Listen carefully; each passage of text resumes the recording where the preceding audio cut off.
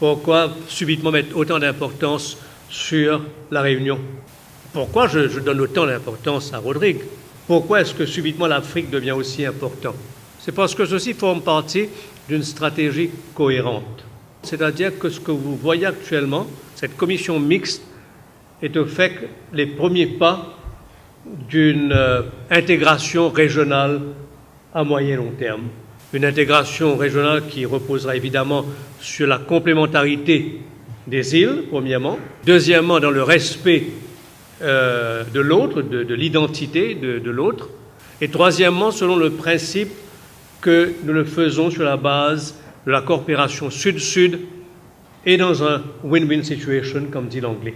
Je vois très bien émerger au moyen et long terme une zone de libre-échange entre nos îles, c'est-à-dire qui permettrait la libre circulation des hommes, des marchandises et des services.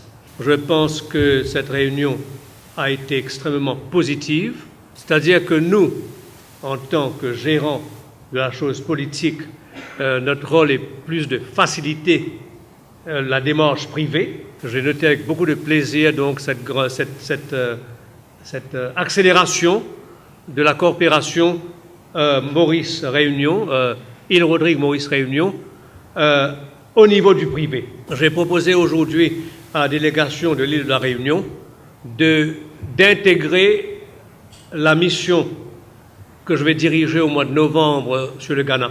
Je n'ai aucun doute que l'île de la Réunion a beaucoup à contribuer dans cet effort donc, de coopération post-régionale qui touche bien plus à la coopération africaine. La visite de la Réunion a été limitée à la coopération au niveau de l'énergie renouvelable, de l'agriculture raisonnée, au niveau évidemment de notre fameuse coopération sud-sud au niveau de l'informatique et donc de la présence de Nortec parmi nous. Je suis parfaitement favorable à un jumelage entre Nortec et BPML de Maurice. Nous avons élargi aussi maintenant cette gamme de coopération, je vois, au développement durable, à la biochimie et à d'autres sous-secteurs aussi, dont l'agriculture, dont je vois Smart City ici. Et il est clair que, sans vouloir donner une fresque de la coopération, il est clair que nous sommes bien partis. L'île de Rodrigue est appelée à devenir le grenier bio de la région. Donc d'être un producteur de fruits, de légumes et de produits laitiers et autres. C'est la première fois, je dois dire, qu'après l'autonomie, Rodrigue est inclus de manière officielle dans une dynamique régionale et nous sommes vraiment très contentes. Donc nous sommes venus ici aujourd'hui pour redire notre vision pour le développement de Rodrigue. Nous sommes venus pour mettre en avant les objectifs clairs que nous nous sommes fixés dans le cadre de cette vision et nous sommes venus pour remercier et pour proposer des axes où Rodrigue peut être gagnante, bien sûr aussi partager ce qu'elle peut partager au niveau donc, de la République mais aussi de la région. Je tiens à saluer particulièrement l'esprit de fraternité et d'entraide qui a, pour moi, entouré cette réunion du comité économique de la commission mixte Maurice-Réunion. Je salue en particulier ce que j'appellerais le projet de renouvellement de l'accord de coopération entre nos deux îles. C'est un projet de renouvellement qui se fait normalement par tacite reconduction et qui, si tout se passe correctement, devrait prendre effet en janvier 2016. Cet accord a identifié 10 secteurs prioritaires que nous nous proposons d'approfondir et nous avons aussi parlé donc de bilan à faire et de continuer cet esprit de fraternité et de cordialité qui unit nos deux îles. Les rencontres, les discussions de ce matin ont permis d'apporter un certain nombre de solutions précises à des points précis et je salue Monsieur l'ambassadeur, Monsieur le président de la préfecture, là aussi les propositions particulièrement intéressantes qui ont été formulées pour faciliter le déplacement des chefs d'entreprise de l'île Maurice à la Réunion. Nous devons regarder le développement de nos territoires maintenant et nous devons réfléchir plus que jamais à ce que seront nos territoires dans 10 ans, dans 15 ans et dans 20 ans. Et à cette échéance, il y a au moins 3 sujets qu'il faut pouvoir régler de manière tout aussi sérieuse que ce que nous avons pu mettre en œuvre tout au long de ces dernières semaines et ces derniers mois.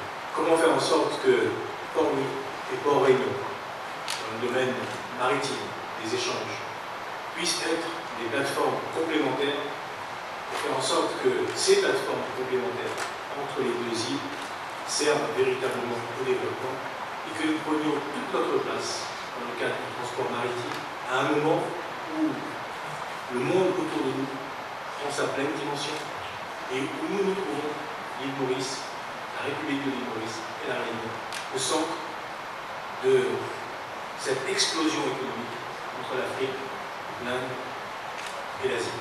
Sur la question ensuite du numérique, si nous voulons que aujourd'hui, encore plus demain, que les jeunes Mauriciens, que les jeunes Réunionnais soient mieux connectés au monde, nous devons là aussi renforcer les éléments de connectivité numérique.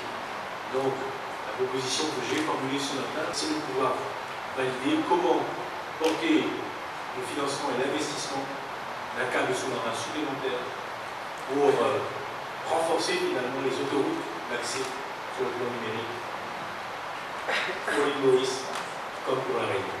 Si nous voulons franchir un pas significatif, il faut que là aussi, là encore, que nos populations puissent se déplacer le plus simplement possible.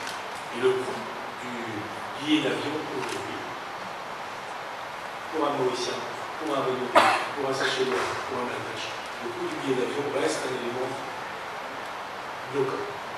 Avec l'alliance des Îles qui est déjà constituée entre les compagnies aériennes de l'océan Indien, il puisse y avoir une réflexion posée pour la constitution d'une compagnie low cost de l'océan Indien et valider un tarif qui soit très significativement inférieur à ce que les uns et les autres nous payons aujourd'hui pour nous rendre d'une île à l'autre.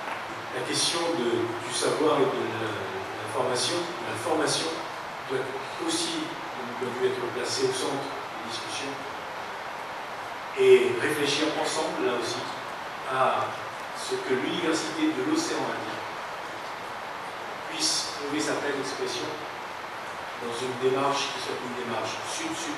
Nous sommes citoyens de l'océan Indien. Nous avons nos spécificités, nous avons notre identité que nous devons faire valoir au monde. Et je reste persuadé qu'avec l'île Maurice, avec Maurice et les autres îles de l'océan Indien, que le savoir-faire et l'excellence des îles de l'océan Indien sur un certain nombre de sujets peut nous amener à ce que cette université de l'océan Indien attire du monde entier des gens qui auront demain à se former et à apprendre des Mauriciens et à apprendre des Réunionnais.